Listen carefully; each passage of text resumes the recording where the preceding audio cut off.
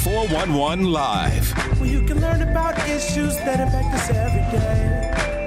State of world, 411 Live. Real people, real talk. Made to help people in our community in every way. For your girl, 411 Live. You know, grief is a very strong emotion. And for some people, it is paralyzing. And with the high rate of homicides, the high rate of fatal accidents, the fatal drug overdoses, deaths from illnesses, and suicide. And at any given day, there are a lot of people going through grief. Hello, everyone. I'm Beverly Taylor, and this is the 411 Live. Real people, real talk. Today, we're going to talk about grief and resiliency. I have two really special guests joining me, a mother-daughter team, Genene Hibbler and Sanaiah Hibbler. They have gone through a lot, so I wanted to bring them in because they know about this topic better than a lot of people because it's a lived experience. First of all, welcome to both of you. Thank I'm you. really Thank glad you. to have you here. I've talked to your mom a lot, so it's just really rewarding to be able to talk to you now because I've heard about you a lot, and you're doing a lot of great things. So we will get into some of that. But I wanted to bring you here to talk about this because in a very short period of time, both of you experienced a lot. Your father died. Your son died. Your husband died. Yes. First of all, let me say I'm really sorry for your loss. And when I heard about this, as I was telling you earlier, it just struck me. You know, it was just like, it kind of took my breath away. Because, you know, you start to imagine, because I have a father and I have a brother. And, you know, you just start to imagine those things and what that would feel like. Of course, I could never, you know, really understand that. But, of course, you do. So I want to start with this. Now, I mentioned the 3 deaths. What order did it happen? Well, if I could go back to even childhood, I began navigating the hurricane of hurts as a child, even younger Really? than my daughter was at the time. When I was in middle school, I lost my natural father. Yes, so it kind of began at that age, about 11 years old, of beginning to deal with a lot of loss. And I lost my grandfather. And as we progressed into my adult life, I lost a brother as well. Oh, wow. He was 23 years old. My father died of cancer. My grandfather died of medical condition as well. And then my 23-year-old brother had cerebral palsy, and he passed away at 23. And from that point, my family became accustomed to dealing with loss in a positive way, celebrating the life of those that have gone before us.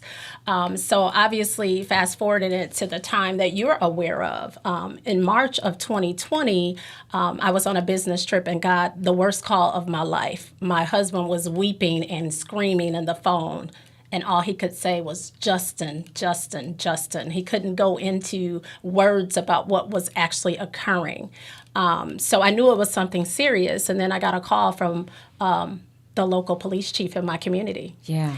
And he's like, Genene, I'm so sorry. I don't know all the details, but we're at your home and it's pretty severe. Is there something you would like me to do for you and your family?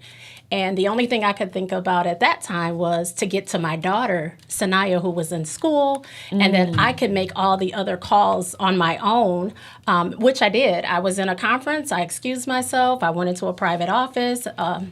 One of my colleagues followed with me, and I just began making phone calls, and she was in awe. Like, how can you manage all of this with the news that you just received?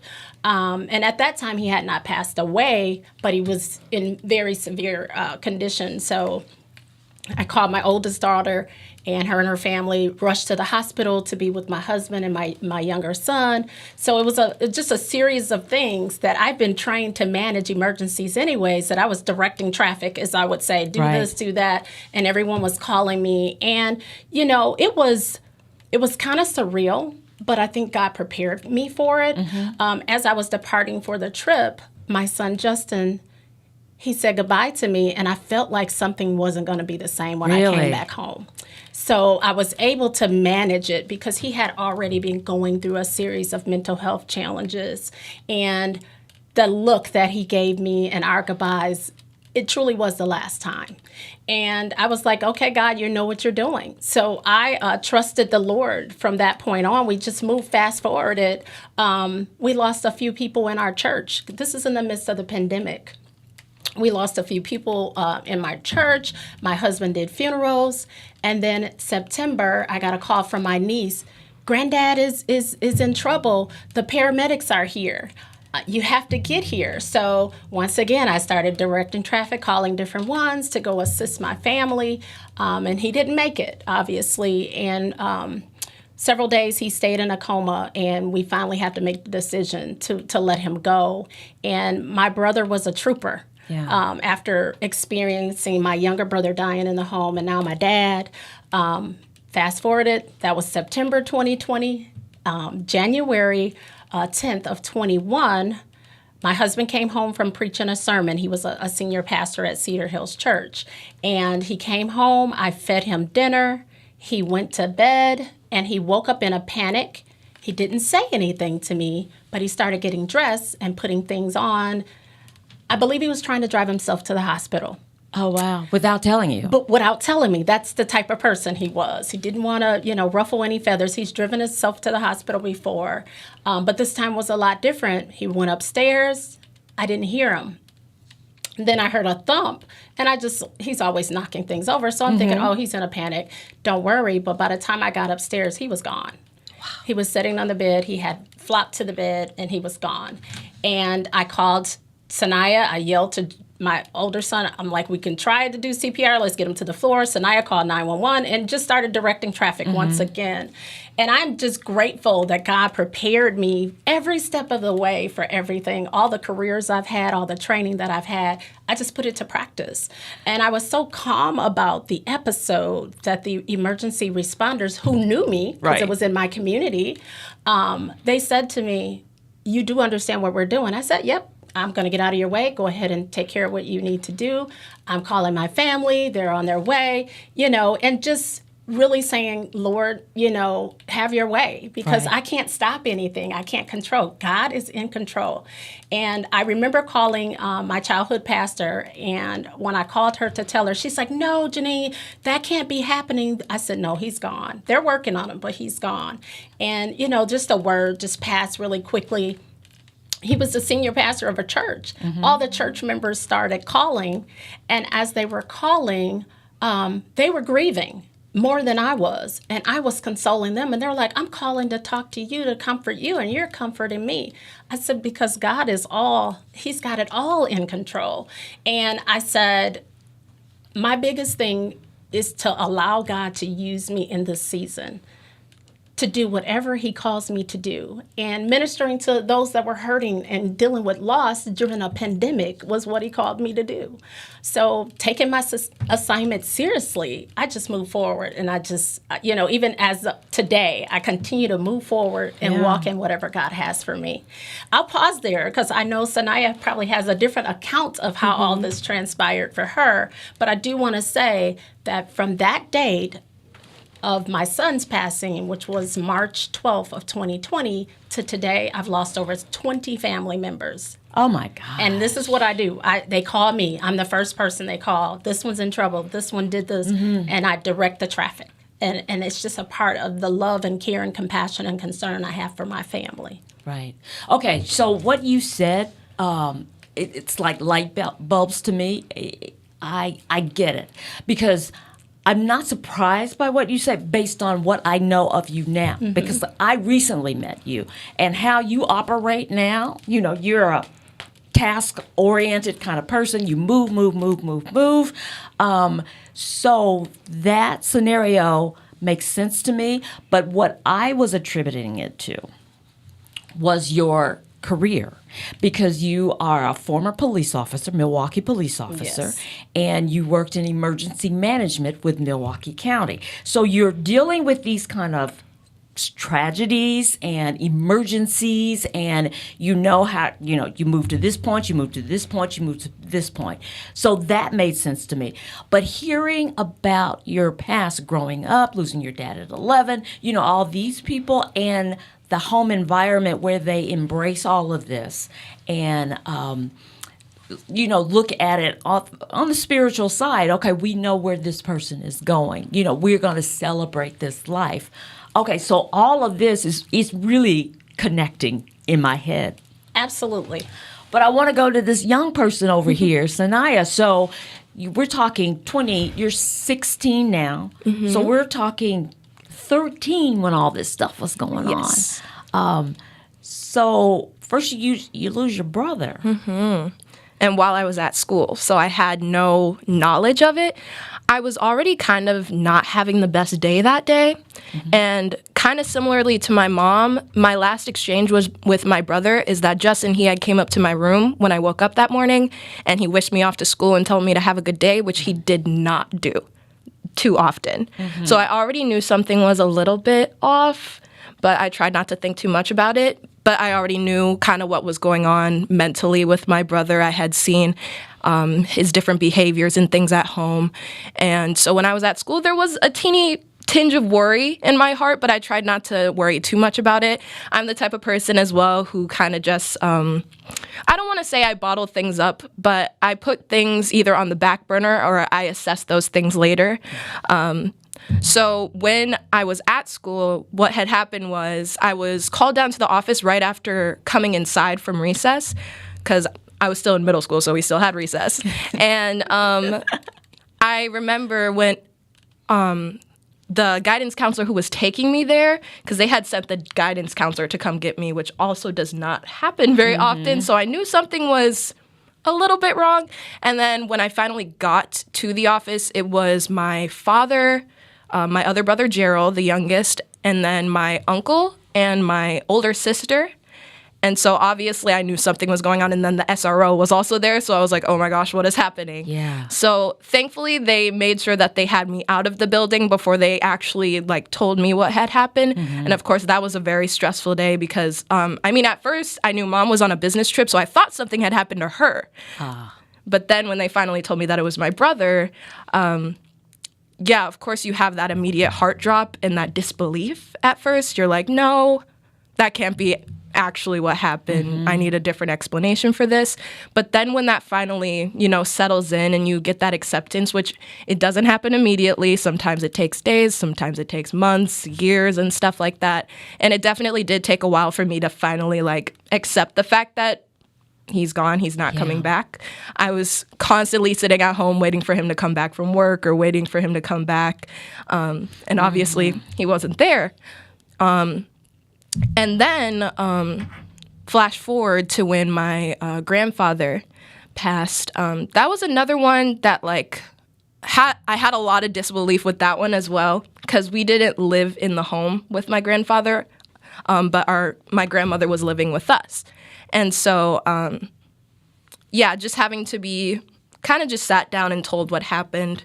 It was a lot more just a slower release of the information. I felt it was very abrupt when my brother passed away, and they just kind of said it to me straight, which I think me now, I would have been able to handle it a lot better than I did back then, but obviously being 13 years old and being at school and not being able to say that last goodbye and all that, it was a little bit harder. I think it was great to have that kind of final closure, though, because my last moment with my brother wasn't bad. Right. He was wishing me off for school. He was being kind. He was being loving, as we know him to be. And so I think that very much helped me kind of go through the motions and deal with things a little bit better. And then when my father passed away, that was the only one that I was present for. And for me, I actually... I carried a lot of guilt with that one. Why? Because after the pandemic kind of struck and everybody was indoors and stuff, we were having church services outside. And we were attending regularly, obviously, as First Lady and children and stuff. But after a while, I think carrying the weight of what happened with my older brother started to hit me, and I stopped coming to church. And so I wasn't there to hear him preach his last sermon. I was at home. And so I obviously felt bad already, but I remember, I think I had went to use the bathroom. The way that our house is set up is that all of our rooms are in a hallway. Mm-hmm. And my parents' bedroom is right next to mine. Mine's at the end of the hall, and theirs is kind of right on the corner right there. And I had walked past the room, and I saw my father laying there, but I thought he was asleep. Oh, okay. So, of course, you can imagine what I felt when Mom comes into my room and tells me that he, in fact, was not. So I think I carried a lot of guilt from that, thinking it was somehow my fault that I didn't say anything. Mm-hmm. And obviously they tell you not to blame yourself and stuff, which is much easier said than done. Right. But yeah, it takes time, and it takes acceptance is the word that I mainly use. Once you learn to accept things and kind of just know that this is how it happens, we all have a day to be born, we have our days to live, and then we have our days where that comes to an end. So, yeah, I think just acceptance and being very honest with myself and just letting myself not only feel things, but just letting myself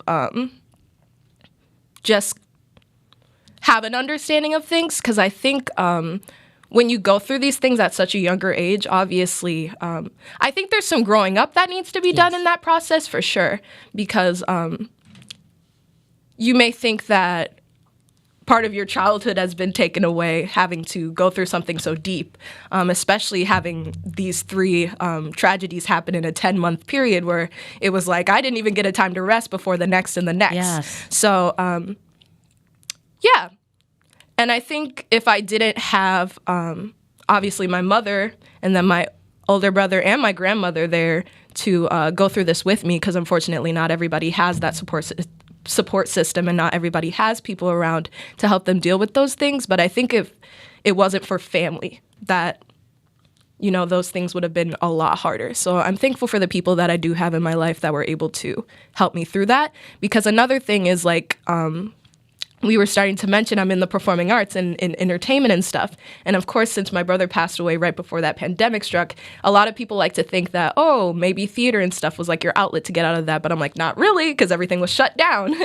Oh, that's right. Yeah, so that's another part that made it very difficult, because the things that were my outlets and the things that I loved to do, were no longer at access to me. Mm-hmm. So I mostly confided in the people that I have and also myself. I think it's important to know that you have to put in the work in order to get past these things and in order to find yourself on the other side. You can't just sit and let things happen and expect for it to go away. You need to have some sort of active effort. Exactly. And, you know, with this happening when you're 13, I think it kind of grows you up a little quicker, you know? And I'm sure at this point, because of these things that have happened in your life, you're probably the go-to person when some friend has something similar or some kind of tragedy or something that's tough to deal with.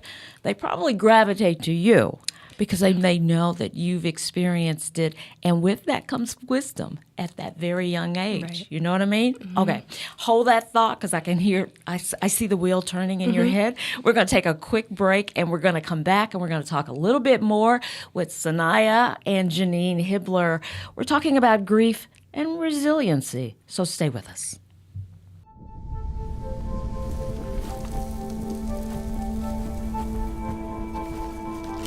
Eva Marie smoked 12,000 packs of cigarettes over 15 years. She quit, and now there's a new lung cancer screening that could save her life. You stopped smoking. Now start screening. No matter how much you smoked, early detection could save you. Talk to your doctor or learn more at savedbythescan.org. I wonder if you know that I want the best for you. But how long will you fight solo? I wonder if you know that we can get help. Not wondering anymore. Love, your mind.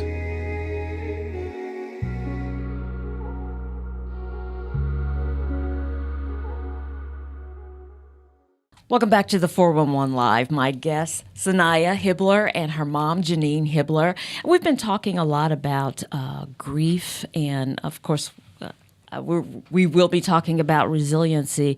And we kind of got into that a little bit because right before the break, you were mentioning that people were assuming that your acting in theater probably cushioned you a little bit. You had an outlet, and you mentioned we were in the pandemic, so that outlet was not there for you. And that was something that I was thinking too. I thought, well, she's an actor. She does things for first stage theater, and that probably helped her through this.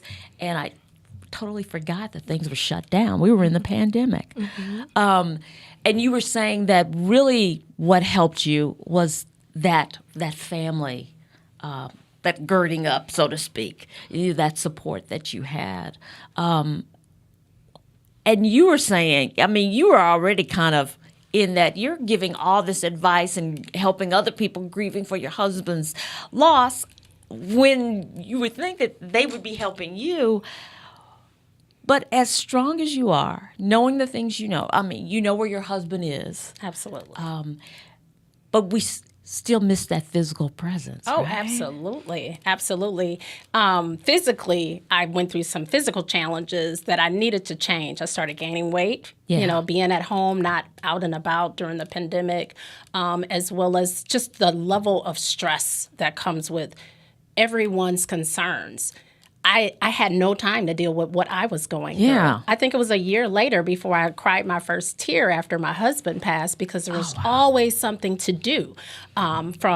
He passed on a Sunday. The following Sunday we had a funeral. The next day we buried him. I mean, and then, just his work atmosphere and all of his parishioners and, managing a church. I became the pastor that next week. And it was just on and on and on, just continual activity.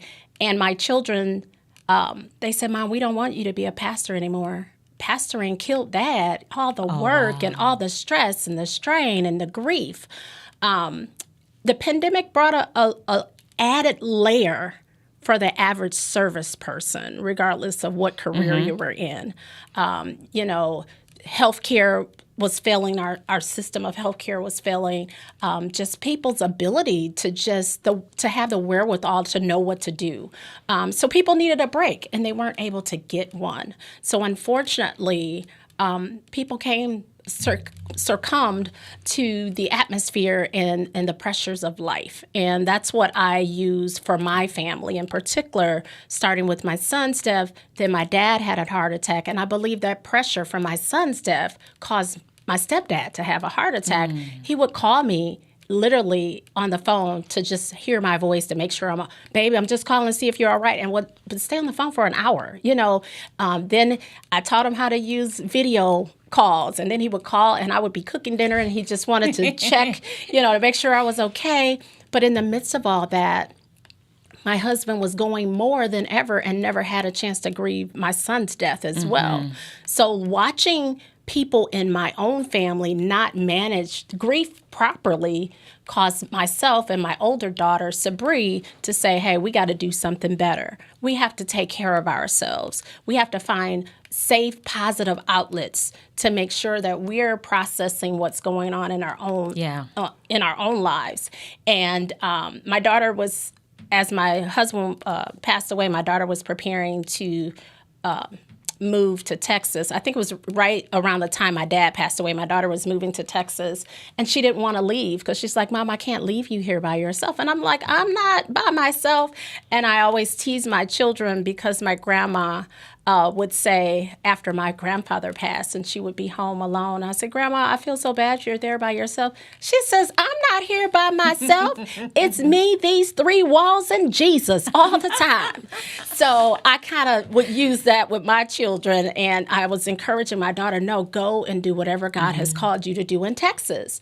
And lo and behold, she opened up a spa and just went and got her esthetician's license, got her first suite, and just expanded and expanded. And one of the tributes that she has for her brother, Justin and my husband, Steve, she started what they call Man Day Mondays at the spa, where it's only men to come in and do self-care items. And she has all kinds of activities. She has skincare line, she has teas and all these things. So obviously I was her test pilot for everything too. So we had to make a trip there and go through, and every time she would, have a new service or start a new product, I would have to try it.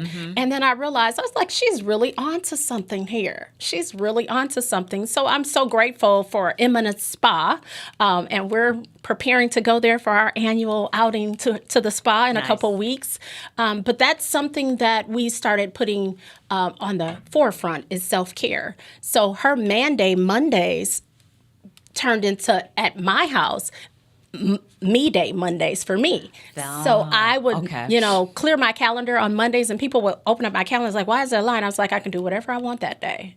And most of the times I choose a massage or I choose some type of self-care. Even going out and gardening is one of my passions now. Being out in nature, my mom loves it, and it's just a legacy that my family has led to tend to the earth the way God intended us to. Right. So as you know, I strive for a plant-based diet.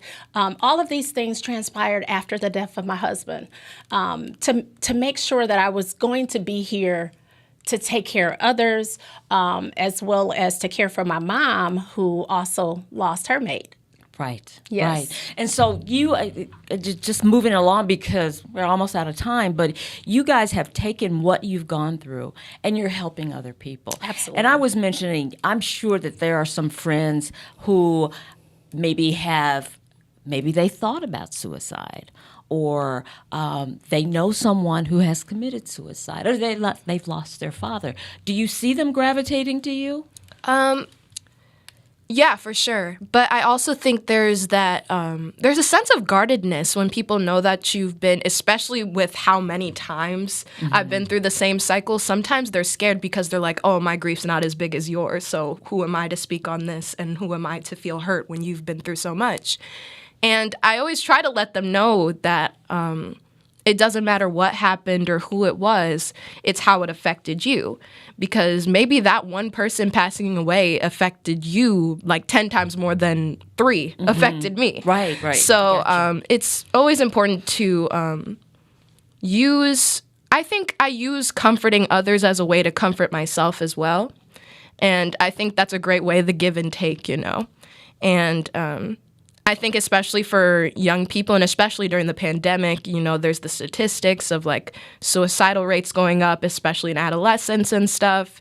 And as heartbreaking as those things are,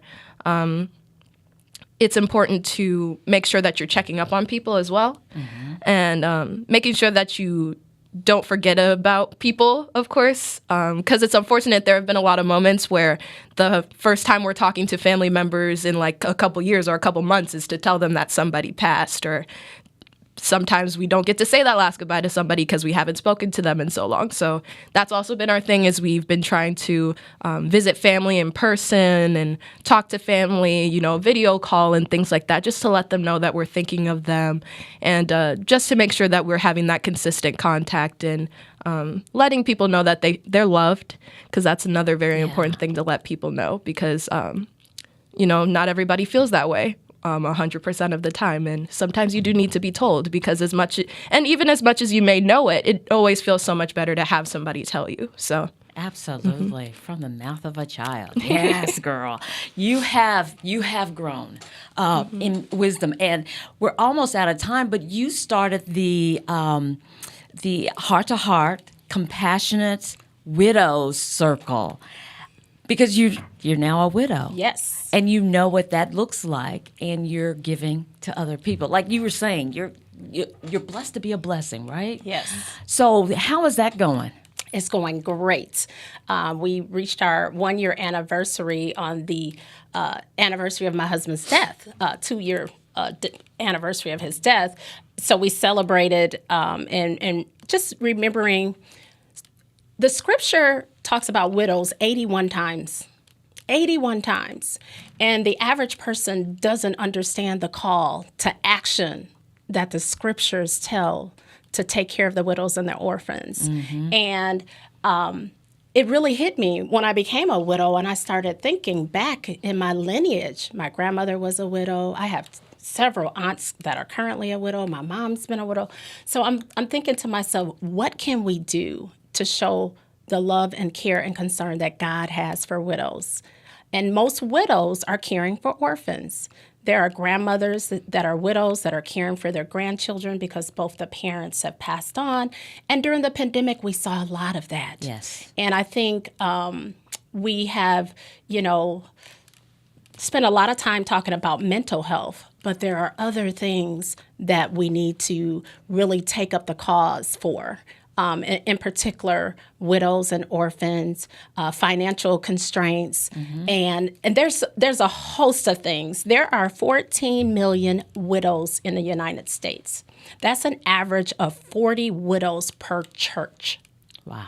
Think about that. Yeah. So starting Heart to Heart was a ministry opportunity to bridge the secular world with the church, to impact the lives of widows and orphans. And I am so grateful because the day my husband died, a friend, once again, God was already putting people in my life, a friend that I've known for 30 years was the last person my husband spoke to at the church. He told Benito Leatherwood Garrett, "I'm not feeling well, I'm going to go home." And when I had to make that call to let him know that he was no longer here, I think it may have been my older daughter that made the call, he couldn't believe it. Right before his eyes, the last day of serving in a music ministry alongside of my husband. And fast forwarded a few months later, the church decided to dissolve. They're like, we can't go on without our pastor. It's just not going to be the same. And my children was like, Mom, we don't want you to be the pastor. So out of respect for them, I had to carry on until we dissolved the ministry. And the day we dissolved, I remember Brother Garrett, Leatherwood Garrett, saying to me, "Sis, what's next? What we going to do next, sis?" I said, well, the only thing I know is the ministry for widows at this point, because I don't think our church understood what we should be doing right now. Even in dissolving, there's still work to be done. For you to say, I don't want to do ministry because my pastor is gone. Are you giving up on God? And I'm like, I'm not giving up on God. We're going to have to show them what widows need to have as a concern, building their own society, supporting one another, their families and their children. So we've started music ministry classes. We have cooking, culinary arts, plant-based cooking, I should add, teaching people how to garden. Right. So from garden to harvesting it and cooking it outside on a grill and just enjoying what God has created for us. We do technology classes and we teach widows who maybe their husbands were the financial and planner, the organizer of the home, how to do electronic management. That's really huge. That's yes. just that financial, all of those things all are really huge. Let me find out from you if somebody hearing this, they're widows. Absolutely. How do they get in touch? How do they connect with you? I like to talk to people. I'm not obviously the first contact, I don't like it to be digital. I like to have that one-on-one and meet up with people. So I would encourage them to call us at 414-930-0500. 414-930-0500. All right, I'm going to have to leave it there. I mean, I told you it was going to go fast, right? And it did. You guys were great guests. I'm so glad you came. Sanaiah and Genene Hibbler, you guys are doing wonderful things, and we'll see you on stage, probably First Stage Theater, performing something soon, right? Hopefully, yes. Yes, all the best to you. And again, thank you for joining us. Thanks for having us. And thank you for joining us for another episode of the 411 Live. Remember, we're a nonprofit organization, so if you are so inclined, go to our website, the411life.org, and help us out. Until next time, I'm Beverly Taylor. This is the 411 Live. Real people, real talk. If you would like to check out past episodes, there are many ways. Go to your favorite podcast platform. Follow us on Twitter and Instagram. Like and watch us on Facebook. Watch and subscribe to our YouTube channel. And if you have suggestions for future episodes, go to our website, the411live.org.